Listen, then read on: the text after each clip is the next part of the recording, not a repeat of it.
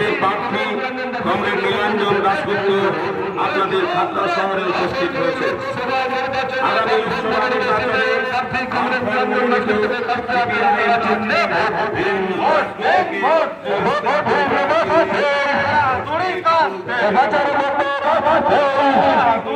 মনোনীত সিপিআইএম প্রার্থী নীলাঞ্জন দাশগুপ্তকে কাস্তে হাতুড়ি তারা চিহ্নে ভোট দিয়ে বিপুল ভোটে জয়ী করুন। দেশের ধর্ম নিরপেক্ষতা রক্ষা করতে মানুষের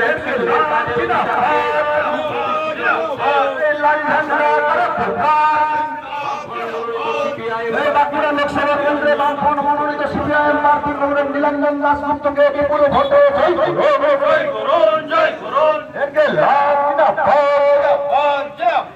এই সারদা কাণ্ড রোজবেলি কাণ্ডের সঠিক তদন্ত হলো না কেন?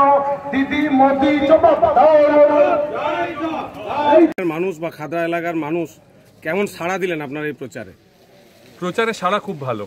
বিভিন্ন অংশের মানুষের সাথে দেখা হচ্ছিল, তারা আসছিলেন কাছে। আসলে দীর্ঘদিন ধরে তারা দেখেছেন বামপন্থীরা সাথে ছিল, মধ্যে হয়তো তাদের কিছুটা মনে হয়েছিল যে পরিবর্তন করে দেখা যাক, কিন্তু আলটিমেটলি দেখা গেল যে গত দুটো টার্মে যারা এমপি ছিলেন তারা বিন্দুমাত্র এলাকায় আসেননি, এলাকাবাসীর সমস্যা বোঝার চেষ্টা করেননি, তাদের সমস্যা নিয়ে কথা বলা তো দূরের কথা।